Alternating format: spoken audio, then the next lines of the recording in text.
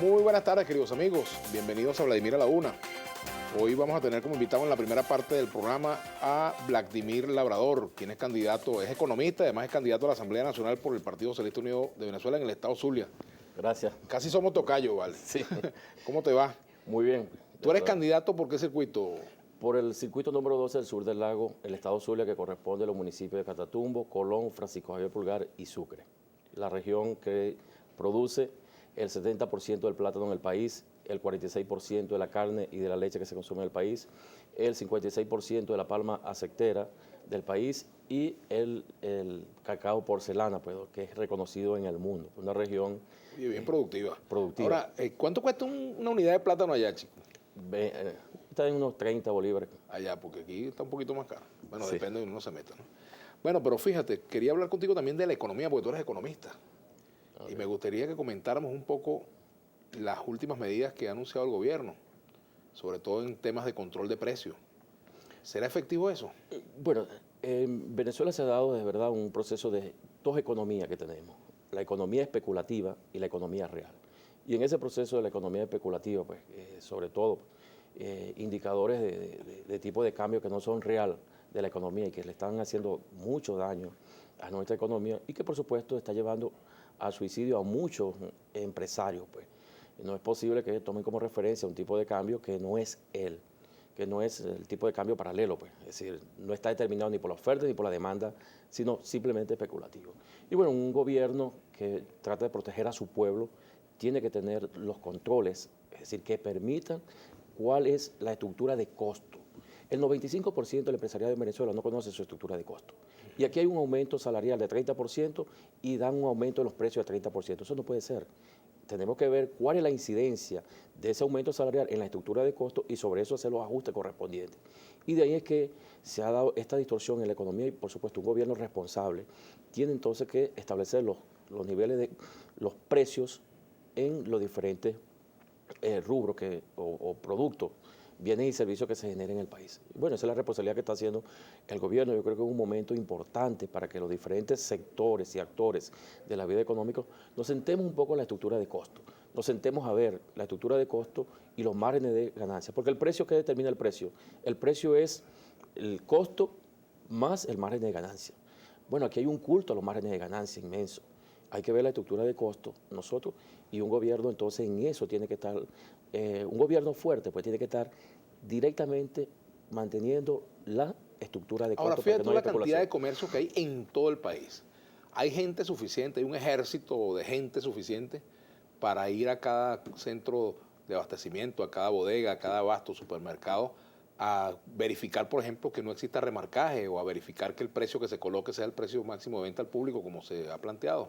No, tú utilizas Pareto, es decir, ¿qué es Pareto? Vamos, los 20 productos más importantes del país, los de la cesta básica, los servicios clave de la economía, son los que nosotros vamos a especificar. Si tú quieres un producto, un bien y servicio que alguien que sea suntuario y que alguien está dispuesto a pagar por él todo el precio, no es eso. Pero lo que corresponden a los bienes esenciales, es decir, medicina, educación, alimentos, de primeras necesidades, en eso tenemos que tener un Estado, pues, que está protegiendo a su pueblo, tiene que tener una estructura de costo que le permita de verdad que hayan márgenes de racionales. Pues, a veces en la estructura de costo, aquí se ha dado, en la actual estructura de costo, donde la gente gana 30% el primario, 30% el industrial, 30%. Cuando tú ves, eso no es la estructura.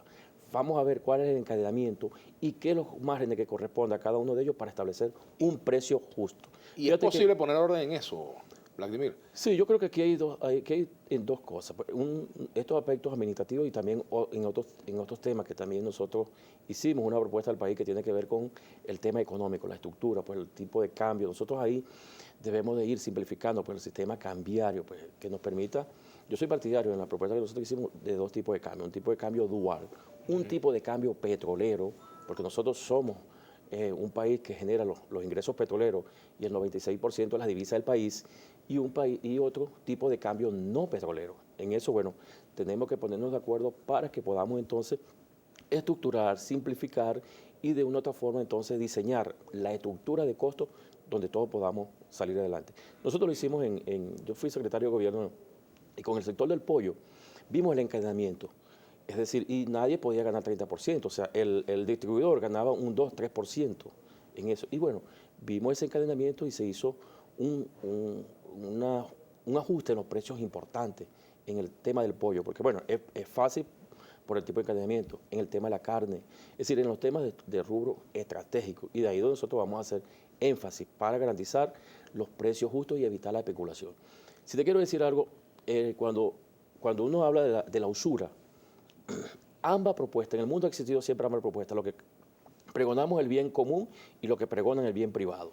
En ambas propuestas, pues, Aristóteles, el bien privado, y Platón, el bien común, desde el punto de vista científico, ambos coincidían en que la usura era un mal para la sociedad, era antinatura, como decía Platón, era antinatural, pues, era contra la naturaleza. Y es eso, pues, aquí se da una economía especulativa donde necesitamos la unión, el esfuerzo de pueblo, de gobierno, de empresarios, trabajadores, de todos unidos para derrotarlo.